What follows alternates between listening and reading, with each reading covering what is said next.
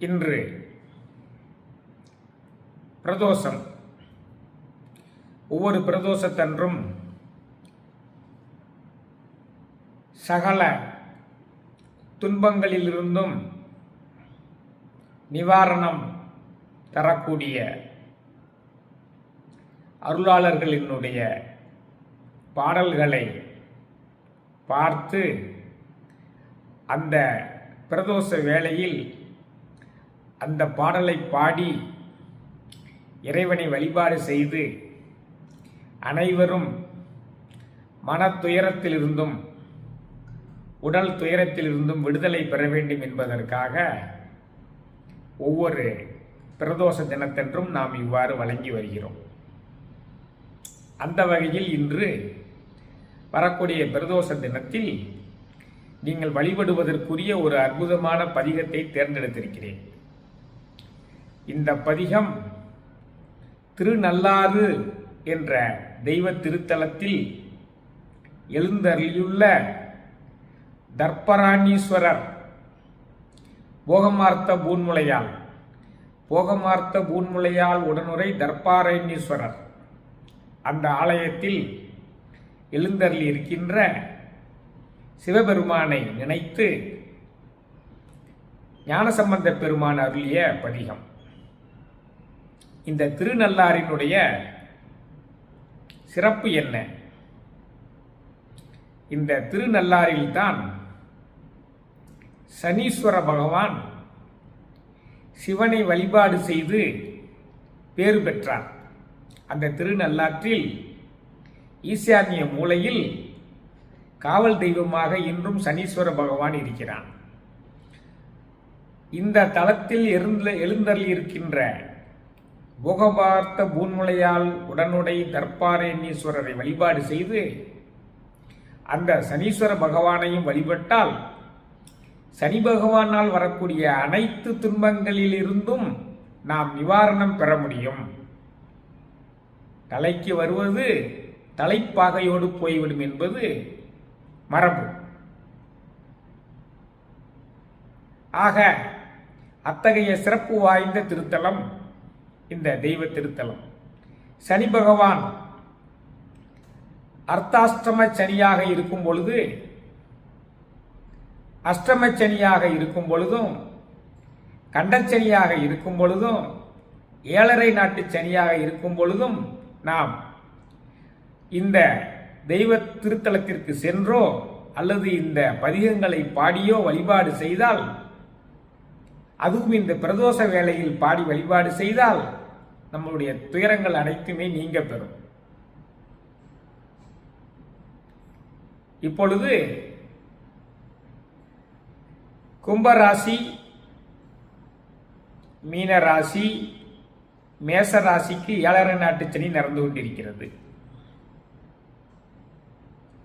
சிம்ம ராசிக்கு அஷ்டம சனி நடந்து கொண்டிருக்கிறது. கன்னி ராசிக்கு கண்டச்சனி நடந்து கொண்டிருக்கிறது. தனுசு ராசிக்கு அர்த்தாஷ்டம சனி நடந்து கொண்டிருக்கிறது.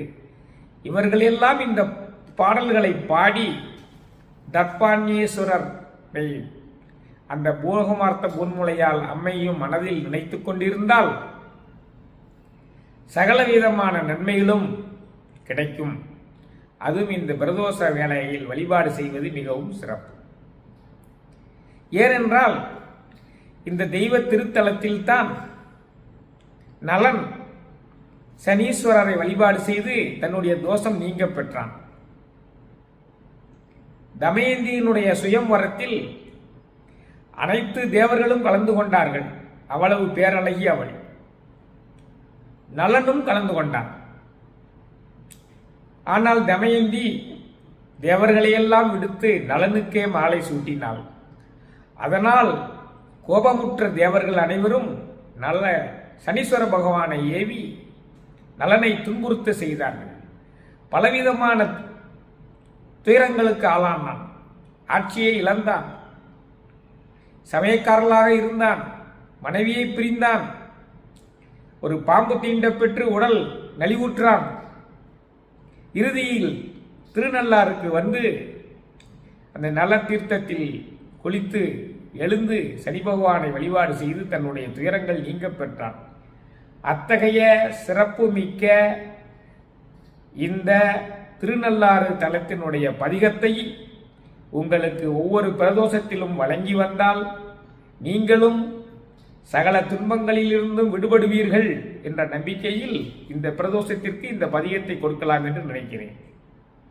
பதிகத்தை கொடுத்து அதனுடைய அற்புதமான ஒவ்வொரு பதிகத்துக்கும் உடைய பொருள்களையும் தங்களுக்கு அறிய செய்கிறேன். பதிகத்திற்குள் செல்வோமா? போகமார்த்த பூன்முளையால் தன்னோடும் பொன்னகலம் பாகமார்த்த பைங்கன் வெள்ளேற்றண்ணல் பரமேட்டி ஆகமார்த்த தோளுடையன் கோவண ஆடையின் மேல் நாகமார்த்த நம்பெருமான் மேயது நல்லாரே. போகமார்த்த பூன்முளையால் தன்னோடும், போகமார்த்த பூன்முளையால் இன்பங்களை வாரி வழங்கக்கூடிய அழகிய வடிவத்தை உடைய அம்மையே, போகமார்த்த பூன்முளையால் தன்னோடும் அத்தகைய சிறப்பு வாய்ந்த அம்மையோடு இன்பங்களை வாரி வழங்குகின்ற அற்புதமான வடிவழகை உடைய அம்மையோடு போகமார்த்த பூன்முளையால் தன்னோடும் பொன்னகலம் பாகமார்த்த பைங்கன் வெள்ளேற்றண்ணல் பரமேட்டி. பாகமார்த்த பைங்கன் வெள்ளேற்றண்ணல் அத்தகைய அழகிய அம்மையை தன்னுடைய இடப்பாகத்தில் கொண்டிருக்கின்ற பசுமையான கண்களை உடைய வெள்ளை ரிஷபத்தின் மேல் எழுந்தருளியிருக்கின்ற பரமசிவனாகிய அந்த ஆதிசிவன் ஆகமார்த்த தோளுடையன், தன்னுடைய மேலே உடலில் யானைத்தோலை போர்த்தி கொண்டவன், கோவண ஆடையின் மேல் நாகத்தை அணிந்திருக்கக்கூடியவன், கோவண ஆடையின் மேல் நாகமார்த்த இவ்வாறு இருக்கின்ற நம்பெருமான் நம்மளுடைய ஆதிசிவன் இருக்கக்கூடிய இடம் திருநள்ளாறு என்கிறது இந்த பாடல். ஏன் அன்னையை இடப்பாகத்தில் வைத்தார்? பிரிங்கி முனிவர் சிவபக்தர், சிவனை மட்டுமே வழிபாடு செய்வேன் என்று எண்ணம் கொண்டு சிவனை மட்டுமே வழிபாடு செய்து கொண்டிருக்கையில் அம்மை என்னடா இது, நம்மை விட்டு விட்டு சிவனை மட்டும் வழிபாடு செய்கிறானே என்று எண்ணம் கொண்டு கௌதம முனிவரனுடைய ஆலயத்தில் சென்று கேதார கௌரி விரதம் இருந்து ஐயனுடைய இடப்பாகத்தை கேட்டு வாங்கி பெற்றுக்கொண்டாள். அதன் காரணமாக ஐயனை வழிபவர்கள் எல்லோருமே அம்மையையும் வழிபாடு செய்வதாக ஆயிற்று. அதான் போகமார்த்த பூன்முளையால் தன்னோடும் பொன்னகலம் பாகமார்த்த பைங்கன் வெள்ளேற்றண்ணல். அந்த வெள்ளை ரிஷபத்தின் மேல் ஏறி உலகை வலம் வரக்கூடியவர்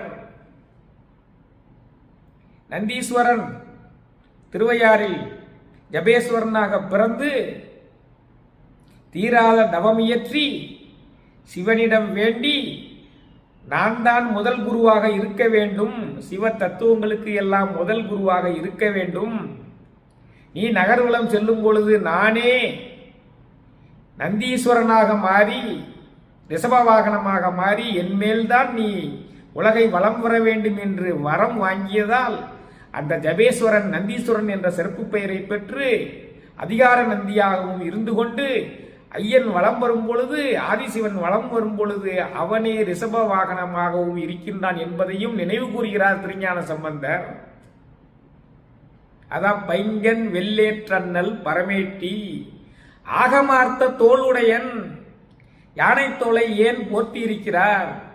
தாருகாவன முனிவர்கள் செருக்கினால் தாங்களே இறைவனுக்கு நிகரானவர் என்று எண்ணம் கொண்டு தலைக்கணம் பிடித்து ஆடிய பொழுது பிக்ஷாடனர் வடிவெடுத்து அங்கு வந்து அவர்களுக்கு நல்லறிவு ஊட்ட முயற்சி செய்யும் பொழுது அவர்கள் சினம் கொண்டு முதலில் புலியை ஏவினார்கள்.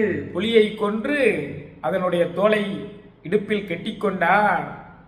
பின்னர் நாகத்தை ஏவினார்கள். நாகத்தை தன் மேல் வைத்துக் கொண்டார்.